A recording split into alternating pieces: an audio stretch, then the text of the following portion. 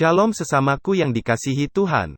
Hari ini kita akan membaca dan mendengarkan seri Alkitab kronologi. Selamat mendengarkan. 1 Raja-Raja 15 dalam tahun ke-18 zaman Raja Yerobeam bin Nebat menjadi rajalah Abiam atas Yehuda. 3 tahun lamanya ia memerintah di Yerusalem. Nama ibunya ialah Ma'aka, anak Abisalom. Abiam hidup dalam segala dosa yang telah dilakukan ayahnya sebelumnya, dan ia tidak dengan sepenuh hati berpaut kepada Tuhan, Allahnya, seperti Daud, moyangnya. Tetapi oleh karena Daud maka Tuhan, Allahnya, memberikan keturunan kepadanya di Yerusalem dengan mengangkat anaknya menggantikan dia dan dengan membiarkan Yerusalem berdiri, karena Daud telah melakukan apa yang benar di mata Tuhan dan tidak menyimpang dari segala yang diperintahkannya kepadanya seumur hidupnya, kecuali dalam perkara Uria, orang Het itu. Dan ada perang antara Rehabim dan Yerobeam, seumur hidupnya. Selebihnya dari riwayat Abiam dan segala yang dilakukannya, bukankah semuanya itu tertulis dalam kitab sejarah Raja-Raja Yehuda? Dan ada perang antara Abiam dan Yerobeam. Kemudian Abiam mendapat perhentian bersama-sama dengan nenek moyangnya, dan ia dikuburkan di kota Daud. Maka Asa, anaknya, menjadi raja menggantikan dia. Dalam tahun ke-20 zaman Yerobeam, Raja Israel, Asa menjadi raja atas Yehuda. 41 tahun lamanya ia memerintah di Yerusalem. Nama neneknya yang perempuan ialah Ma'aka, anak Abisalom. Asa melakukan apa yang benar di mata Tuhan seperti Daud, bapa leluhurnya. Ia menyingkirkan pelacuran bakti dari negeri itu dan menjauhkan segala berhala yang dibuat oleh nenek moyangnya. Bahkan ia memecat Ma'aka, neneknya, dari pangkat ibu suri, karena neneknya itu membuat patung Asyera yang keji. Asa merobohkan patung yang keji itu dan membakarnya di lembah Kidron.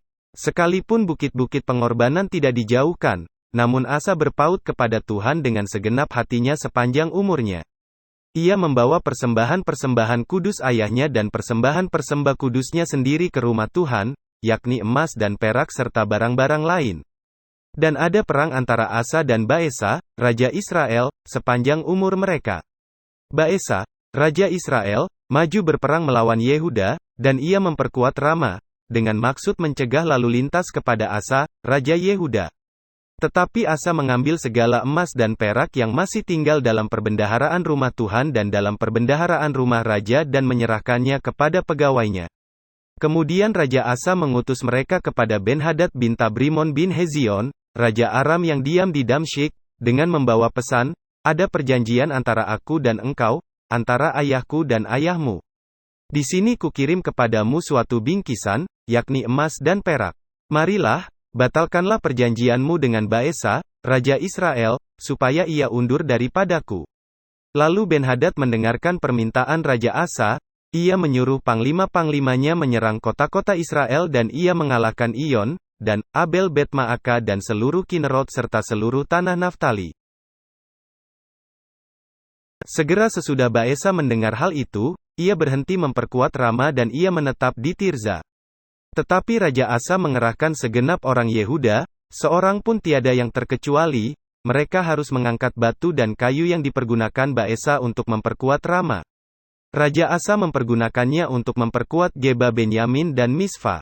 Selebihnya dari seluruh riwayat Asa dan segala kepahlawanannya dan segala yang dilakukannya dan kota-kota yang diperkuatnya, bukankah semuanya itu tertulis dalam kitab sejarah Raja-Raja Yehuda? Tetapi pada masa tuanya ia menderita sakit pada kedua kakinya. Kemudian Asa mendapat perhentian bersama-sama dengan nenek moyangnya, dan ia dikuburkan di samping nenek moyangnya di kota Daud, bapa leluhurnya. Maka Yosafat, anaknya, menjadi raja menggantikan dia. Nadab, anak Yerobeam, menjadi raja atas Israel dalam tahun kedua zaman Asa, Raja Yehuda. Ia memerintah atas Israel 2 tahun lamanya. Ia melakukan apa yang jahat di mata Tuhan, serta hidup menurut tingkah laku ayahnya dan menurut dosa ayahnya, yang mengakibatkan orang Israel berdosa pula. Dan Baesa bin Ahia, dari kaum Isakhar, mengadakan persepakatan melawan dia. Baesa menewaskan dia di Gibeton yang termasuk wilayah orang Filistin, sedang Nadab dan seluruh Israel mengepung Gibeton itu. Baesa membunuh dia dalam tahun ketiga zaman Asa, Raja Yehuda, dan menjadi raja menggantikan dia. Segera sesudah ia menjadi raja, ia membunuh seluruh keluarga Yerobeam, Tidak ada yang bernafas yang ditinggalkannya hidup daripada Yerobeam, sampai dipunahkannya semuanya, sesuai dengan firman Tuhan yang diucapkannya dengan perantaraan hambanya Ahya, orang Silo itu, oleh karena dosa-dosa yang telah dilakukan Yerobeam, yang mengakibatkan orang Israel berdosa pula, oleh sebab sakit hati yang ditimbulkannya pada Tuhan, Allah Israel. Selebihnya dari riwayat Nadab dan segala yang dilakukannya, bukankah semuanya itu tertulis dalam kitab sejarah raja-raja Israel? Dan ada perang antara Asa dan Baesa, raja Israel, sepanjang umur mereka. Dalam tahun ketiga zaman Asa, raja Yehuda, Baesa bin Ahya menjadi raja atas seluruh Israel di Tirza. Ia memerintah 24 tahun lamanya. Ia melakukan apa yang jahat di mata Tuhan serta hidup menurut tingkah laku Yerobeam dan menurut dosanya yang mengakibatkan orang Israel berdosa pula. 2 Tawari pasal 13. Dalam tahun ke-18 zaman Raja Yerobeam menjadi rajalah Abia atas Yehuda. 3 tahun lamanya ia memerintah di Yerusalem. Nama ibunya ialah Mihaya, anak Uriel dari Gibea. Dan ada perang antara Abia dan Yerobeam. Abia memulai perang dengan pasukan pahlawan-pahlawan perang, yang jumlahnya 400.000 orang pilihan, sedangkan Yerobeam mengatur barisan perangnya melawan dia dengan 800.000 orang pilihan, pahlawan-pahlawan yang gagah perkasa. Lalu Abia berdiri di atas gunung Zemaraim, yang termasuk pegunungan Efraim, dan berkata, "Dengarlah kepadaku, Yerobeam dan seluruh Israel. Tidakkah kamu tahu, bahwa Tuhan Allah Israel telah memberikan kuasa kerajaan atas Israel kepada Daud dan anak-anaknya untuk selama-lamanya dengan suatu perjanjian garam? Tetapi Yerobeam bin Nebat, hamba Salomo bin Daud, telah bangkit memberontak melawan tuannya. Petualang-petualang, orang-orang Dursila, berhimpun padanya, mereka terlalu kuat bagi Rehabim bin Salomo, yang masih muda dan belum teguh hati, dan yang tidak dapat mempertahankan diri terhadap mereka. Tentu kamu menyangka, bahwa kamu dapat mempertahankan diri terhadap kerajaan Tuhan, yang dipegang keturunan Daud, karena jumlah kamu besar dan karena pada kamu ada anak lembu emas yang dibuat Yerobeam untuk kamu menjadi Allah. Bukankah kamu telah menyingkirkan imam-imam Tuhan, anak-anak Harun itu, dan orang-orang Lewi, lalu mengangkat imam-imam menurut kebiasaan bangsa-bangsa negeri-negeri lain, sehingga setiap orang yang datang untuk ditabiskan dengan seekor lembu jantan muda dan 7 ekor domba jantan, dijadikan imam untuk sesuatu yang bukan Allah. Tetapi kami ini, Tuhanlah Allah kami, dan kami tidak meninggalkannya. Dan anak-anak Harunlah yang melayani Tuhan sebagai imam, sedang orang Lewi menunaikan tugasnya, yakni setiap pagi dan setiap petang mereka membakar bagi Tuhan korban bakaran dan ukupan dari wangi-wangian, menyusun roti sajian di atas meja yang tahir, dan mengatur kandil emas dengan pelita-pelitanya untuk dinyalakan setiap petang, karena kamilah yang memelihara kewajiban kami terhadap Tuhan, Allah kami, tetapi kamulah yang meninggalkannya. Lihatlah, pada pihak kami Allah yang memimpin, sedang imam-imamnya siap meniup tanda serangan terhadap kamu dengan nafiri isyarat-isyarat. Hai orang Israel, jangan kamu berperang melawan Tuhan, Allah nenek moyangmu, karena kamu tidak akan beruntung. Tetapi Yerobeam mengirim suatu pasukan penghadang yang harus membuat gerakan keliling supaya sampai di belakang mereka, sehingga induk pasukannya berada di depan Yehuda dan pasukan-pasukan penghadang di belakang mereka. Ketika Yehuda menoleh ke belakang, lihatlah, mereka harus menghadapi pertempuran dari depan dan dari belakang. Mereka berteriak kepada Tuhan, sedang para imam meniup nafiri. Dan orang-orang Yehuda memekikkan pekik perang. Pada saat orang-orang Yehuda itu memekikkan pekik perang, Allah memukul kala Yerobeam dan segenap orang Israel oleh Abia dan Yehuda. Orang Israel lari dari depan Yehuda, tetapi Allah menyerahkan mereka ke dalam tangan Yehuda. Abia dengan laskarnya mendatangkan kekalahan yang besar kepada mereka. Dari orang Israel mati terbunuh 500.000 orang pilihan. Demikianlah orang Israel ditundukkan pada waktu itu, sedang orang Yehuda menjadi kokoh, karena mereka mengandalkan diri kepada Tuhan, Allah nenek moyang mereka. Abia mengejar Yerobeam dan merebut daripadanya beberapa kota, yakni Betel dengan segala anak kotanya, Yesana dengan segala anak kotanya dan Efron dengan segala anak kotanya. Tak pernah lagi Yerobeam mendapat kekuatan di zaman Abia. Tuhan memukul dia, sehingga ia mati. Abia menunjukkan dirinya kuat. Ia mengambil 14 istri dan memperanakkan 22 anak laki-laki dan 16 anak perempuan. Selebihnya dari riwayat Abia, langkah-langkahnya dan titah-titahnya, tertulis dalam kitab sejarah Nabi Ido. 2 Tawari pasal 14. Kemudian Abia mendapat perhentian bersama-sama dengan nenek moyangnya, dan ia dikuburkan di kota Daud. Maka Asa, anaknya, menjadi raja menggantikan dia. Pada zaman pemerintahannya negeri itu aman selama 10 tahun.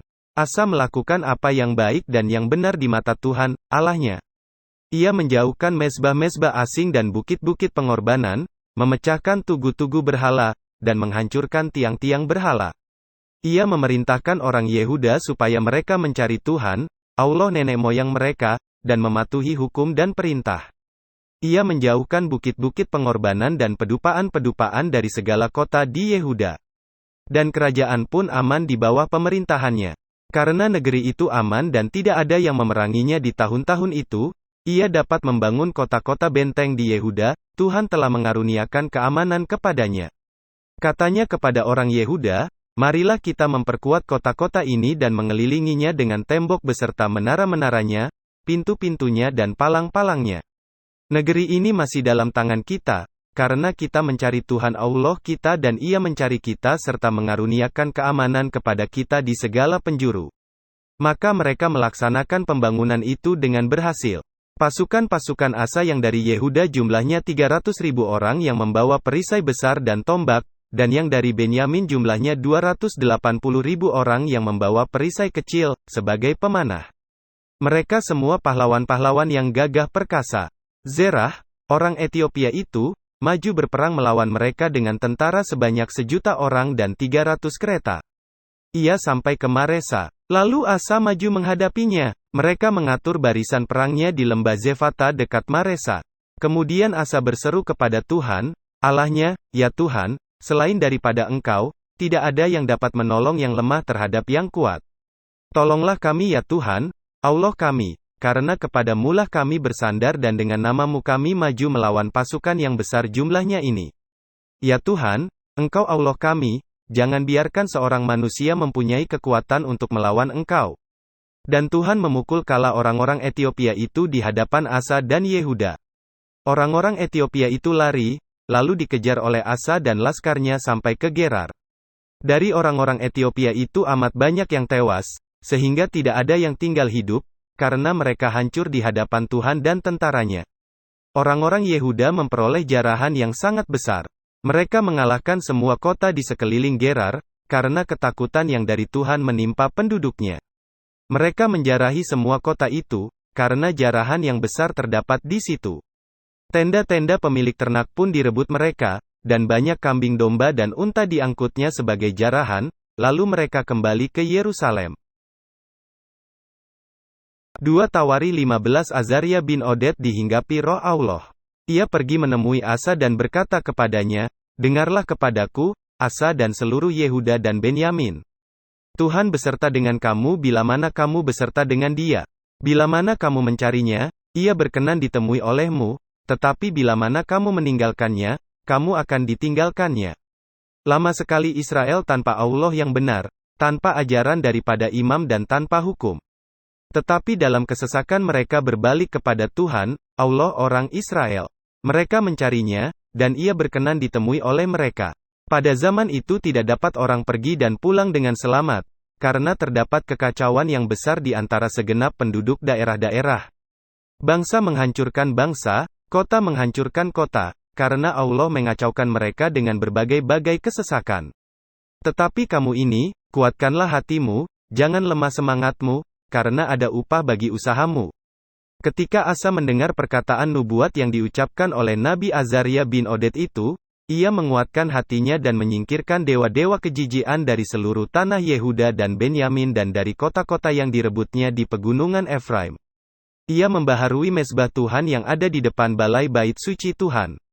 Ia mengumpulkan seluruh Yehuda dan Benyamin dan orang-orang Efraim, Manasye dan Simeon yang tinggal di antara mereka sebagai orang asing.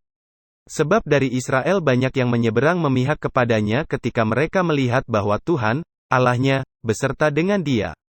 Mereka berkumpul di Yerusalem pada bulan ketiga tahun ke-15 dari pemerintahan Asa. Pada hari itu mereka mempersembahkan kepada Tuhan 700 lembu sapi dan 7.000 kambing domba dari jarahan yang mereka bawa pulang. Mereka mengadakan perjanjian untuk mencari Tuhan, Allah nenek moyang mereka, dengan segenap hati dan jiwa. Setiap orang, baik anak-anak atau orang dewasa, baik laki-laki atau perempuan, yang tidak mencari Tuhan, Allah Israel, harus dihukum mati. Mereka bersumpah setia kepada Tuhan dengan suara yang nyaring, dengan sorak-sorai dan dengan tiupan nafiri dan sangkakala. Seluruh Yehuda bersukaria atas sumpah itu, karena dengan segenap hati mereka bersumpah setia dan dengan kehendak yang bulat mereka mencari Tuhan. Tuhan berkenan ditemui oleh mereka dan mengaruniakan keamanan kepada mereka di segala penjuru. Bahkan Raja Asa memecat Maaka, neneknya, dari pangkat ibu suri, karena neneknya itu membuat patung Asyera yang keji. Asa merobohkan patung yang keji itu, menumbuknya sampai halus dan membakarnya di lembah Kidron. Sekalipun bukit-bukit pengorbanan tidak dijauhkan dari Israel, namun hati Asa tulus ikhlas sepanjang umurnya. Ia membawa persembahan-persembahan kudus ayahnya dan persembahan-persembah kudusnya sendiri ke rumah Allah, yakni emas dan perak serta barang-barang lain. Tidak ada perang sampai pada tahun ke-35 pemerintahan Asa. 2 Tawari 16 Pada tahun ke-36 pemerintahan Asa majulah Baesa, Raja Israel, hendak berperang melawan Yehuda. Ia memperkuat Rama dengan maksud mencegah lalu lintas kepada Asa, Raja Yehuda. Lalu Asa mengeluarkan emas dan perak dari perbendaharaan rumah Tuhan dan dari perbendaharaan rumah raja dan mengirimnya kepada Ben-Hadad, Raja Aram yang diam di Damsyik dengan pesan, ada perjanjian antara aku dan engkau, antara ayahku dan ayahmu. Ini kukirim emas dan perak kepadamu. Marilah, batalkanlah perjanjianmu dengan Baesa, Raja Israel, supaya ia undur daripadaku. Lalu Ben-Hadad mendengarkan permintaan Raja Asa, ia menyuruh panglima-panglimanya menyerang kota-kota Israel. Dan mereka memukul Kala Iyon, dan Abel-Maim dan segala tempat perbekalan kota-kota di Naftali. Segera sesudah Baesa mendengar hal itu, ia berhenti memperkuat Rama, ia menghentikan usahanya itu. Tetapi Raja Asa mengerahkan segenap orang Yehuda, yang harus mengangkat batu dan kayu yang dipergunakan Baesa untuk memperkuat Rama itu. Ia mempergunakannya untuk memperkuat Geba dan Misfa. Pada waktu itu datanglah Hanani, pelihat itu, kepada Asa, Raja Yehuda, katanya kepadanya, karena engkau bersandar kepada Raja Aram dan tidak bersandar kepada Tuhan Allahmu, oleh karena itu terluputlah tentara Raja Aram dari tanganmu. Bukankah tentara orang Etiopia dan Libya besar jumlahnya, kereta dan orang berkudanya sangat banyak? Namun Tuhan telah menyerahkan mereka ke dalam tanganmu, karena engkau bersandar kepadanya. Karena mata Tuhan menjelajah seluruh bumi untuk melimpahkan kekuatannya kepada mereka yang bersungguh hati terhadap Dia. Dalam hal ini engkau telah berlaku bodoh. Oleh sebab itu mulai sekarang ini engkau akan mengalami peperangan. Maka sakit hatilah Asa karena perkataan pelihat itu, sehingga ia memasukkannya ke dalam penjara, sebab memang ia sangat marah terhadap dia karena perkara itu. Pada waktu itu Asa menganiaya juga beberapa orang dari rakyat. Sesungguhnya riwayat Asa dari awal sampai akhir tertulis dalam kitab Raja-Raja Yehuda dan Israel. Pada tahun ke-39 pemerintahannya Asa menderita sakit pada kakinya yang kemudian menjadi semakin parah. Namun dalam kesakitannya itu ia tidak mencari pertolongan Tuhan, tetapi pertolongan tabib-tabib. Kemudian Asa mendapat perhentian bersama-sama nenek moyangnya.